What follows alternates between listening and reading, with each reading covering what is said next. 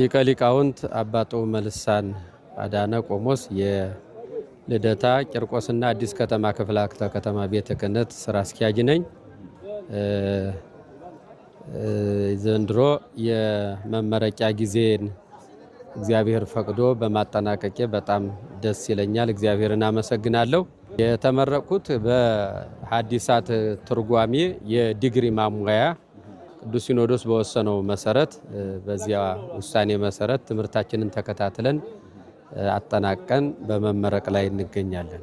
ከቅዱስነታቸው ቡራኬ ማግኘት አንደምታው ምንም የሚያጠያይቅ አይደለም።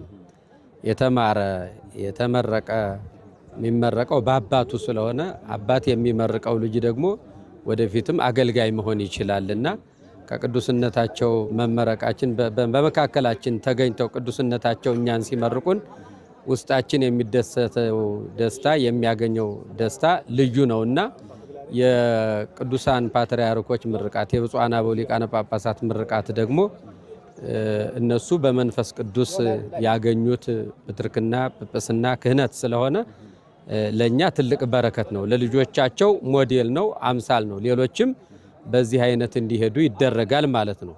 እንኳን እኛ በቅርብ የምናገለግለው ልጆቻቸው ይቅርና በጤና ሳይንስ ኮሌጅ በተለያዩ የሚመረቁ የዓለም ተማሪዎች እንኳን ቅዱሳን ፓትርያርኮች ተገኝተው የሚባርኳቸው የተማሩበት ትምህርት የተባረከ የአገልግሎት ዘመናቸው የተባረከ እንዲሆን ነው። ስለዚህ የቅዱስ ፓትርያርኩ በመካከል ተገኝቶ እኛን መመረቃቸውና በመካከላችን ፎቶ ስንነሳ ትልቅ ደስታ ይሰማናል። ቅዱስነታቸውንም ረጅም እድሜ ይስጥልን ብለን በልጅነት መንፈስ እንጸልያለን። መማር ለቤተ ክርስቲያን ብቻ ሳይሆን ለግለሰቦች ለኛ ራሱ ትልቅ አስተዋጽኦ አለው። ቤተ ክርስቲያንን ሰው ተምሮ መምራት አለበት። ህዝብን ቤተ ክርስቲያን ማለት ህዝብ የተደራጀበት የህዝብ ማዕበል ያለበት ተቋም ማለት ነው።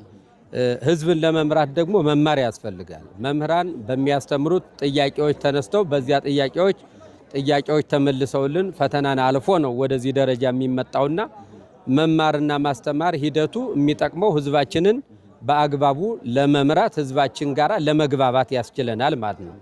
ስለዚህ መማር ትልቁ ቁም ነገሩ አንደኛ ራሳችንን የምንለውጥበት ነው። ሁለተኛ ህዝብን ለመለወጥ መማር ያስፈልጋል። የተለወጠ ህዝብ የተማረ ህዝብ ነው ያለው በአሁኑ ዘመን። የተመራመረ ህዝብን ለመምራት ደግሞ መመራመር፣ መጠየቅ፣ መልስ ማግኘት ያስፈልጋልና የትምህርት ጥቅሙ የምንመራውን ህዝብ በአግባቡ አውቀን እንድንመራው ያስችለናል ማለት ነው። ከአባቶች ቡራኬ ያው ይሄ እስመ ልማዱ ለመምህር ቡራኬ ይላል መልክዓ ተክለ ሃይማኖት ላይ። ቡራኬ የአባት የመምህራን የአበው ሊቃነ ጳጳሳት የቅዱሳን ፓትርያርኮች ልዩ ስጦታ ነው። ያን ቡራኬ የሚሰጡት ዝም ብለው ስለሸመገሉ አይደለም። በመንፈስ ቅዱስ የተሰጣቸው ክህነት የሚያገለግሉበት አገልግሎት ስላለ ነው። ስለዚህ ከአባቶቻችን የምናገኘው ቡራኬ ደግሞ እኛም እንድንባረክ እኛም ተባርከን ሌሎችን እንድባረክ። ምክንያቱም ጌታችን ያለው እስመ አነ ቅዱስ ኩኑ ቅዱሳነ፣ እኔ ቅዱስ ነኝና እናንተም ቅዱስ ሁኑ ነው ያለው። ስለዚህ መባረክ ደግሞ ከተባረኩ ሰዎች ነው ቡራኬ ማግኘት። ከክፉ ሰዎች ክፋት እንማራለን፣ ከደጋግ ሰዎች ከአባቶች ደግሞ ቡራኬን እናገኛለንና መሰረቱ ክህነት ስለሆነ የአባቶቻችን በተለይም የቅዱስነታቸው ፕትርክና ክህነት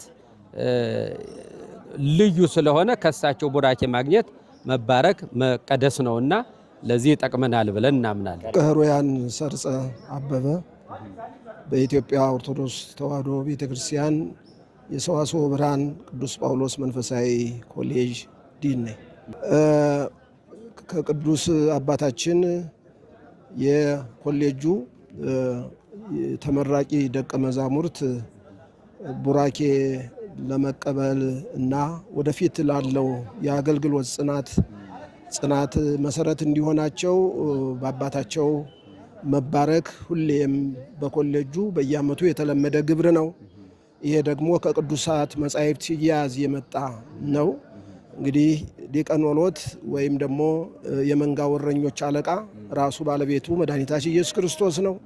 በአዲስ ኪዳን ለአገልግሎት የጠራቸው ቅዱሳን ሐዋርያት እስከ ዓለም ፍጻሜና እስከ ዓለም ዳርቻ ለሚላኩበት አገልግሎት በመካከላቸው ሁልጊዜ የማይለያቸው በመከራም በደስታም ሁልጊዜም የሚባርካቸው የሚያጽናናቸውም እሱ ስለሆነ እሱ እንዴት ባርኮ እንዴት ቅዱስ መንፈሱን አሳድሮ እንደላካቸው እናስታውሳለን። አንድ ቀን ከሱ በረከት ከሱ ከቃሉ ትምህርት ከእጁ ታምራት ሳይለዩ ከሱ ያዩትን የሰሙትን በሱ አምነው የሚያደርጉትን ነገር ሁሉ እምነቱ ናቸው ቀጥለዋል። ዛሬም ያንን ስርዓት በመከተል እኛም በመንፈሳዊ ኮሌጅ የምንማር ደቀ መዛሙርት ከተለያየ አገልግሎት ተጠርተን የተለያየ ሙያ ኑሮን የጋራ ዓላማ አደራ ለመቀበል ግን በኮሌጁ በየዓመቱ በትርጓሜም ሆነ በነገረ መለኮት ተምረው ትምህርታቸውን ያጠናቀቁ ደቀ መዛሙርት ወደ ብፁዕ ቅዱስ አባታችን መጥተው እዚህ ቡራኬ መቀበል የተለመደ ስርዓት ነው። እሱም እንግዲህ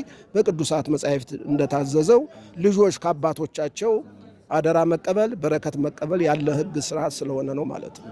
ወደ ሰዋስወ ብርሃን ቅዱስ ጳውሎስ መንፈሳዊ ኮሌጅ ገብቶ መማር አስፈላጊ ነው። ይሄ ኮሌጅ ጥንቱንም ሲመሰረት ዓላማው እንደምናውቀው የተለያየ የቤተ ክርስቲያን እውቀት ያላቸው የጉባኤ መምህራን የሆኑ ቢያንስ እንኳን የአንድ የጉባኤ መምህር የሆነ ሰው ነው ወደ መንፈሳዊ ኮሌጁ የሚገባው። ከጥንትም ኮሌጁ እንዲያሰለጥን የተፈለገው የቤተ ክርስቲያኒቱ የጉባኤ መምህራን ማሰልጠኛ ተብሎ ነው የተከፈተው። ዓላማው ይሄ ነው። እነዚህ ደግሞ መምህራን ያንን ለረዥም ጊዜ ተንከራተው የሰበሰቡትን እውቀት ወደ ጉባኤ ወይም ደግሞ ወደ ሕዝብ አውጥተው ለቤተ ክርስቲያኒቱ ያለውን ተግዳሮትና አጽራረ ቤተ ክርስቲያንን ለመከላከል ከመንጋው ቀድመው የሚመጣውን መከራ ሁሉ ምላሽ ለመስጠት ዝግጁ የሆኑ ዘንድ መጥተው ወደ ኮሌጁ እንዲማሩ ተፈቅዷል። አሁን ደግሞ እግዚአብሔር ይመስገን በሰንበት ትምህርት ቤትም በቤተ ክርስቲያን ጉባኤም የሰለጡ ምዕመናን ሳይቀር ከምስጢራተ ቤተ ክርስቲያን ውጭ ያለውን ሃይማኖት ትምህርት እነሱም በዚሁ በኮሌጁ ገብተው እንዲማሩ ቅዱስ ሲኖዶስ በመፍቀዱ፣ ስለዚህ ወደ ኮሌጁ ገብቶ መማር ለብዙ ነገር ይጠቅማል። አንደኛውን የሚያስፈልገን የሃይማኖት ትምህርት ትጥቅ እንይዛለን። ሁለተኛ ሁላችንም ተሰሚነት ኑሮብን በየአቅጣጫው በዚህ በቤተ ክርስቲያን ላይ የሚመጡትን ፈተናዎች በየጊዜው የሚፈጠሩትን ተግዳሮቶች ለመቋቋም ሁሉም በየተልእኮው ቆሞ መከላከል ይችላል። እንደገና መንጋው እንዳይበተን በየአካባቢው ዘመን የሚያሰንሳው ጊዜ የሚያመጣው ፈተና ሁሉ ለመቋቋም የቤተ ክርስቲያን አገልጋዮች በስርዓት አሰልጥና በኮሌጅ ደረጃ አቅም ኑሯቸው ተመርቀው የሚወጡ ማንኛቸውም ደቀ መዝሙር ማንኛውም ተመራቂ ለቤተ ክርስቲያኒቱ ትልቅ አስተዋጽኦ ስላለው ነው ማለት ነው። ተሰአሎ ለአቡከ ወይነግረከ ወለሊቃውንቲከ ይዜኑከ ነው።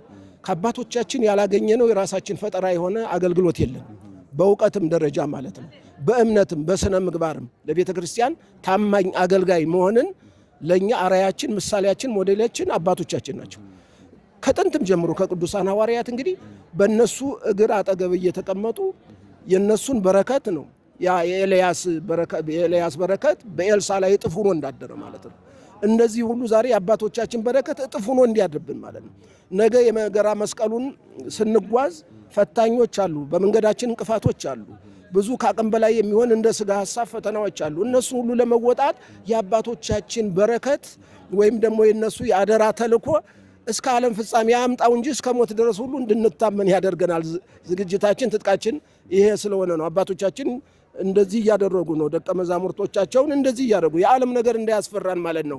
በዚህ በስጋዊው ዓለም መታጠቅ ጥቅም ያለው ነገር ነው። ነገ ከወዲያ ጥሩ ለመኖር ነው። በእኛ ግን መከራ የሚያመጣ ነው። ቀጥሎ የሚገጥመን ነገር በአገልግሎቱ ለእውነት ከቆምን ማለት ነው። እውነተኛ አገልጋይ ለሆነ ሰው ፈጽሞም አንድ ሐዋርያ ደግሞ በስጋው እንዲደላው አይፈልግም። የደሞዝ ጉዳይ አይደለም መሆን ያለበት፣ ወይም ደግሞ የከበሬታ ጉዳይ አይደለም፣ የውዳሴ ከንቱ የሹመት ጉዳይ አይደለም። ነገ እንደ ቅዱሳን አባቶቻችን በአባቶቻችን እግር አደራ ተብለን የምንወጣ ከሆነ የሚገጥመው ወደፊት መከራም ነው። እሱ ሁሉ በጸጋ ለመቀበል ያዘጋጀናል። አባቶቻችን ጠጋ ብለን መባረካችን በረከታቸው እጥፍ ድርብ ሆኖ እንዲያድርብን ማለት ነው። መጋቢ ሐዲስ ቀሲስ ዮሐንስ ማሞ እባላለሁ። የሰዋስወ ብርሃን ቅዱስ ጳውሎስ መንፈሳዊ ኮሌጅ የሬጅስትራል ክፍል ኃላፊና እንዲሁም የታሪክ መምህር ነኝ። ከቅዱስነታቸው ቡራኬ መቀበል ለደቀ መዛሙርቶቻችን ያለው አንድምታ ደቀ መዛሙርቶቻችን በተሰጣቸው ኃይልና በተሰጣቸው ጸጋ በተሰጣቸው ስልጣን ቤተክርስቲያንን በቅንነትና በታማኝነት እንዲሁም ደግሞ እጅግ በኃይልን በተሞላ መልኩ እንዲያገለግል ያደርጋቸዋል። በቅዱስ ወንጌል ላይ እንደተጠቀሰው ጌታችን መድኃኒታችን ኢየሱስ ክርስቶስ ከትንሣኤው በኋላ 3 ዓመት ደቀ መዛሙርቱን አሰልጥኗል። ካሰለጠነ በኋላ ባርኳቸዋል። ከዛ በኋላ አደራ ሰጥቷቸዋል። ሁሩ ማሩ ብሎ ነው ያሰናበታል። ያ ስርዓት ነው ዛሬ ላይ እየፈጸምን ያለ ነው። 3 ዓመት 5 ዓመት 6 ዓመት እነዚህን ደቀ መዛሙርቶቻችንን ኮሌጁ አስተምሯል። ከዚህ በኋላ በቅዱስ አባታችን ተባርከው ደግሞ የበለጠ መንፈሳዊ አገልግሎት እንዲሰጡ የበለጠ እንዲተጉ የሚያደርጋቸውን ኃይልን ያገኙት ማለት ነው። ለምን እነዚህ አሁን እዚህ የምታዩዋቸው ቤተክርስቲያን አባቶች አገልጋዮች ናቸው። የዚህ የጠቅላይ ቤተ ክህነት የመምሪያ ኃላፊዎች ናቸው። ትልቅ ቦታ ላይ ያሉ ናቸው። በአድባራቱም ደግሞ አስተዳዳሪዎች ናቸው። አሁን ይህንን ትምህርት ሰልጥነው ከጨርሰው ከወጡ በኋላ ደግሞ የበለጠ አሁን እስካሁን ሲሰሩ ከነበረው በላይ የበለጠ እንዲሰሩ ኃይልና ብርታት ይሆናቸዋል ብዬ እላለሁ። ሰዋስወ ብርሃን መንፈሳዊ ኮሌጅ በኢትዮጵያ ኦርቶዶክስ ተዋሕዶ ቤተክርስቲያን ካሏት ጥንታውያን መንፈሳዊ ኮሌጅ አንዱ ነው። ሰዋስወ ብርሃን መንፈሳዊ ኮሌጅ የተመሰረተው በ1935 ዓ.ም ነው። ሰዋስወ ብርሃን መንፈሳዊ ኮሌጅ ብዙ ሊቃውንትን አፍርቷል። ብዙ ሊቃነ ጳጳሳትንም አፍርቷል። በአሁኑ ሰዓት ቤተክርስቲያኒቷን በሊቀ ጵጵስና የሚመሩ አባቶችን ያፈራ ታላቅ አንጋፋ ተቋም ነው። ከዚህ ተቋም ቃለ እግዚአብሔርን መማር፣ ከዚህ ተቋም መንፈሳዊ ትምህርትን መቅሰም ትልቅ ነገር ነው። ለትልቁ የቤተክርስቲያን ኃላፊነት የሚያበቃ ትልቅ ግብዓት ነው ያገኙ። ስለዚህ ጠቀሜታው ምንድነው? ቤተክርስቲያንን እንዲያገለግሉ፣ ቅዱሳት መጻሕፍትን እንዲያውቁ፣ በተለይ ሰዋስወ ብርሃን ከሌሎቹ መንፈሳዊ ኮሌጆች ለየት ባለ መልኩ በትርጓሜ አንድምታ የሚያስተምር ተቋም ነው። የአብነት ትምህርት ቤቶቹ እንዳሉ ሆኖ ማለት ነው። የአብነት ትምህርት ቤቶቹ በየአድባራቱ ያሉት እንዳሉ ሆኖ እዚህ ግን ብሉይ ኪዳን ትርጓሜ አለ፣ አዲስ ኪዳን ትርጓሜ አለ፣ ሊቅ ትርጓሜ አለ፣ መጽሐፈ መነኮሳት ትርጓሜ አለ። ጥንታዊነቱን ይዞ ጠብቆ ከዘመናዊ ጋር አጣምሮ ትልቅ ትምህርት የሚሰጥበት ቦታ ነው። ይህ ብቻ አይደለም፣ የነገረ መለኮትም ትምህርት ይሰጣል።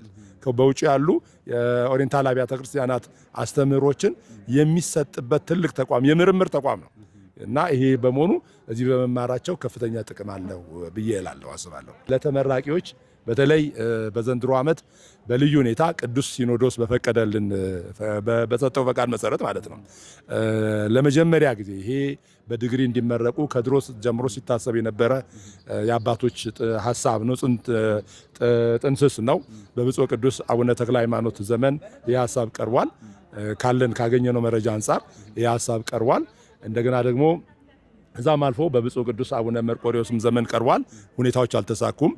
በተለይ ደግሞ በታላቁ አንጋፋው አባታችን ቤተክርስቲያኒቷ የማትረሳቸው ብፁዕ ቅዱስ አቡነ ጳውሎስ መንፈሳዊ ኮሌጆችን በማስፋፋት ሊቃውንት እንዲማሩ በማድረግ ከፍተኛ ጥረት ያደረጉ ታሪክ የማይዘነጋቸው የኢትዮጵያ ኦርቶዶክስ ተዋሕዶ ቤተክርስቲያንን በመላው ዓለም እንድትታወቅ ያደረጉ ብፁዕ ቅዱስ አቡነ ጳውሎስ ይሄ መንፈሳዊ ኮሌጅ በዲግሪ እንዲያስተምር መራገሩ እንዲከፈት ከፍተኛ ጥረት አድርገው ነበረ።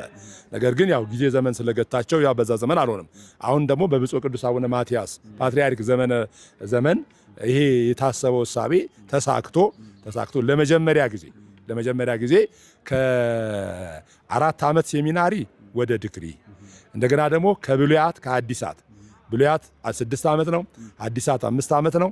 ተምረው የተመረቁ እነዚህ በመማር ላይ ያሉ ተጨማሪ ኮርሶችን ለዲግሪ የሚያበቃቸውን ተጨማሪ ኮርሶችን በመውሰድ ለመጀመሪያ ጊዜ ኮሌጁ በዲግሪ ያስመረቀበት ዘመን ላይ ነን። የመጀመሪያ ዲግሪያችንን የሚያስመረቀን ነው። ይሄ በጣም ትልቅ እምርታ ነው፣ ለቤተክርስቲያኒቷ ትልቅ እርምታ ነው። በአሁኑ ሰዓት በዘንድሮ ዓመት የሚመረቁ በዲግሪ ደረጃ ላይ የሚመረቁ ከ350 በላይ ደቀ መዛሙርት አሉን፣ በዲግሪ የሚመረቁ ማለት ነው። የቅዱስ ፓትርያርካችን በረከተ ረድኤትን ይድረብን እላለሁ።